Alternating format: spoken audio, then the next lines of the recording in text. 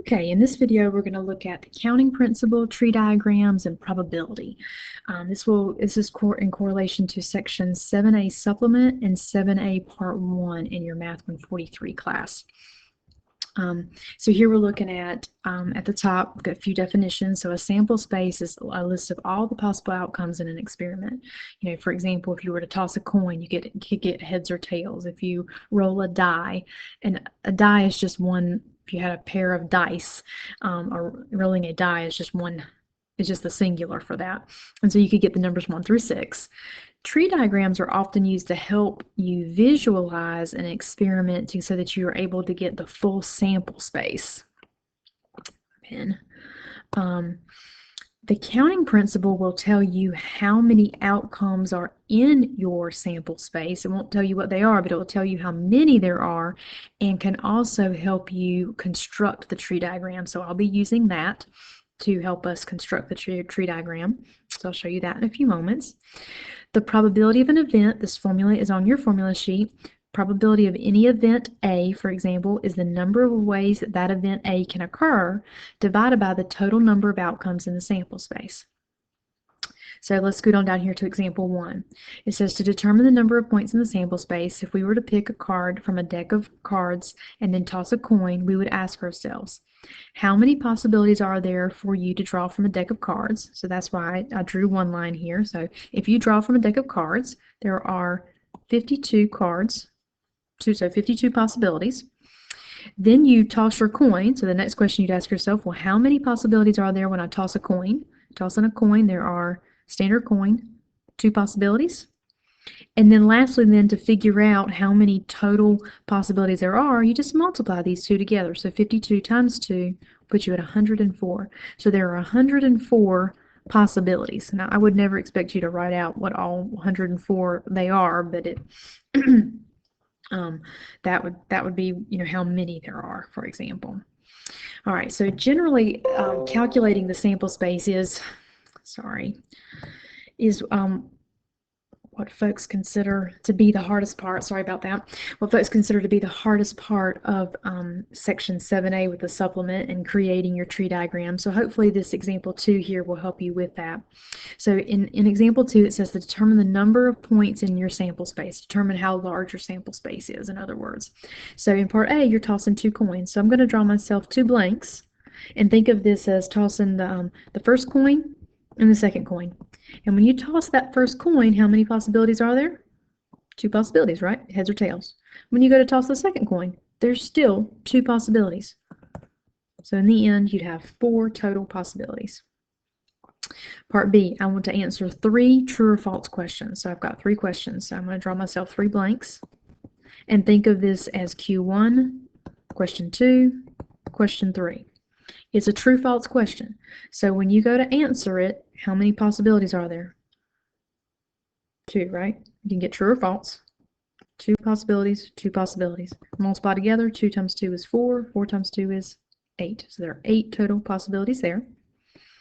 In letter C, I want to flip a coin and then roll a standard die. So 2 operations that I'm doing here. I'm flipping my coin and then I'm rolling a die. So I do a coin and then a die.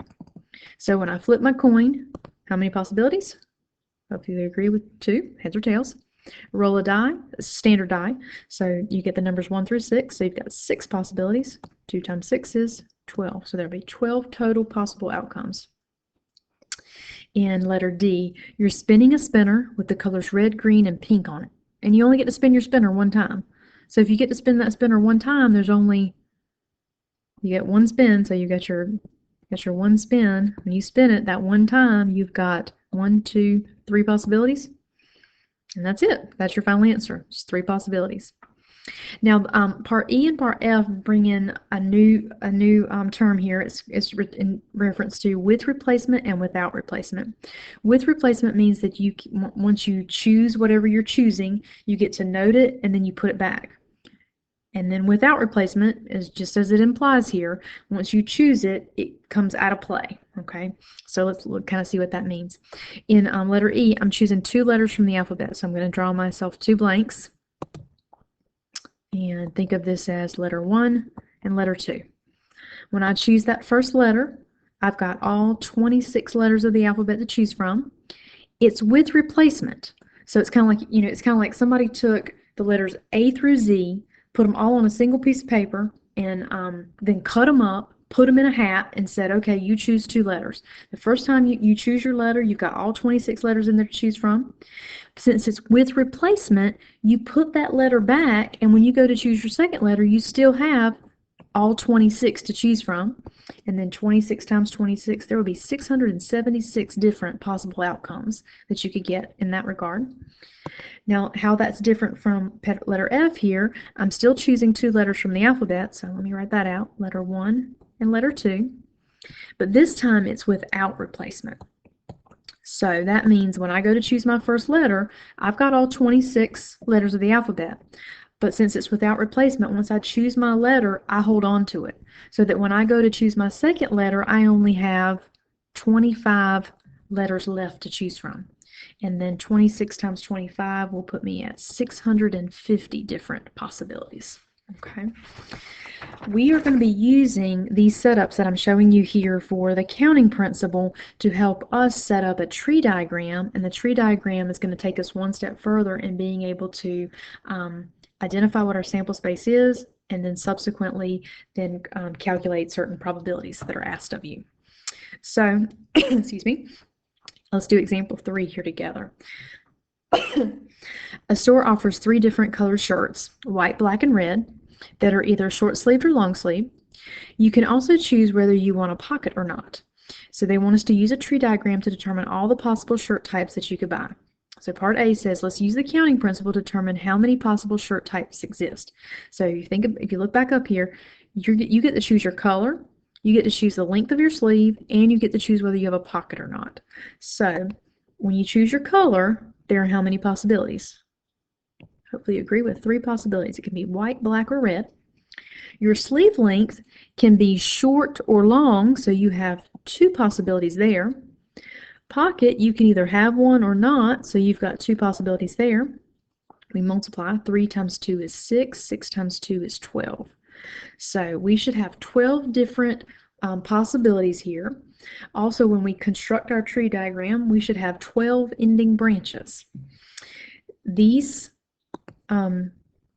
pieces here that we've just noted are going to tell us how to branch off. It's going to tell us that in the very beginning, branch off 3 times. So I'm going to branch off 1, 2, 3. And this first set of branches is going to represent the color.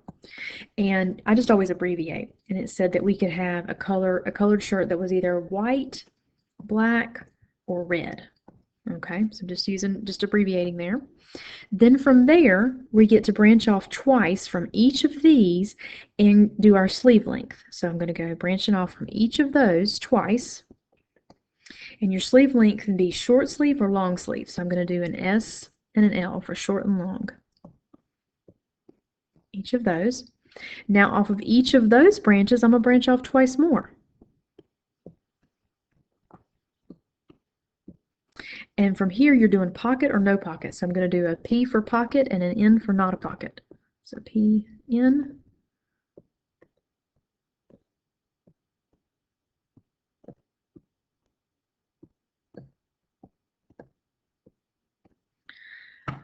All right, so, and I didn't write this before, but so your first set of branches was your color, then the next set of branches was your sleeve, and this last set was your pocket.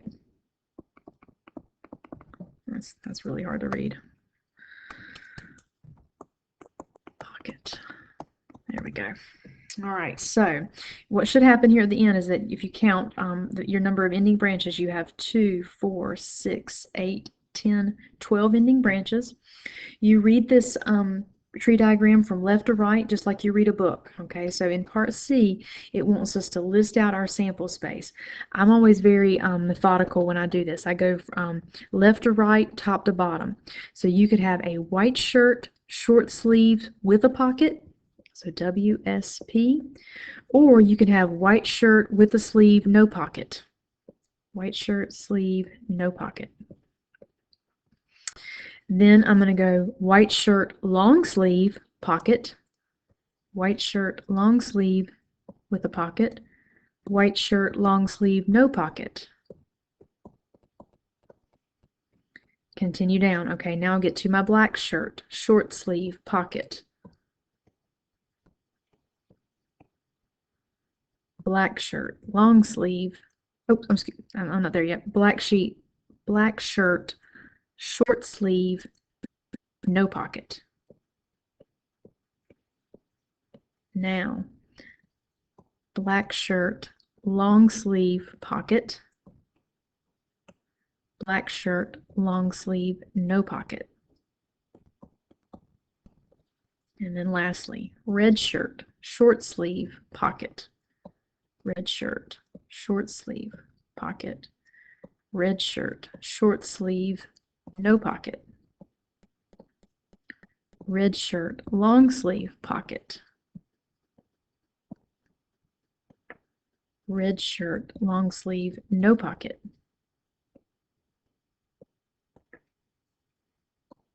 So those, and you should be able to count now here that you have 2, 4, 6, 8, 10, 12 possibilities. Now, this is what I always rely on now to answer my probability questions. So in part D here, you're answering probabilities based on this sample space. So number 1 says, find the probability that a person selects a red short sleeve shirt with a pocket. So you've got to have a red shirt, short sleeves, and it has to have a pocket. You've got to satisfy all of those. When you're doing probability, wording matters. So red shirt, short sleeve with a pocket only happens one time out of the 12 total possibilities. Remember that definition of probability, the number of times that it happens divided by the total number of outcomes. So it happened one time out of our total 12. That's our final answer. We'd always reduce if we can, okay? Part number 2, find the probability that a person selects a white shirt. So it doesn't specify anything else, it just has to be a white shirt. So hopefully you would agree that I can include 1, 2, 3, 4, those 4 shirts out of 12, and 4 divided by 12 can be reduced to 1/3 is our final answer. Number 3, find the probability that the person selects a long sleeve shirt. So we go through any shirt that has long sleeves. So this one has long sleeve, long sleeve. So I've got 6 shirts now that are, or 6 of these combinations here that are all have been checked. So I have 6 out of 12, and that can be reduced to 1/2. Number 4 says find the probability the person selects a black shirt or a shirt with a pocket. So I'm going to go through them on a erase these checks so that we can be talk a little bit about this. The wording on these last 2, the and the or, is very important. When you say or, that means that you satisfy one of these or both, okay? And even possibly both, but you have to have one or the other or both, okay? But you just never count anything more than once. So what happens here is when we say or, you can have a black shirt, so that would be these 4 here in a black shirt, or a shirt with a pocket. So I can include this one because it has a pocket, and this one because it has a pocket, this one, and this one. I get to include all of those that are checked because they either have a black shirt or they have a pocket, okay?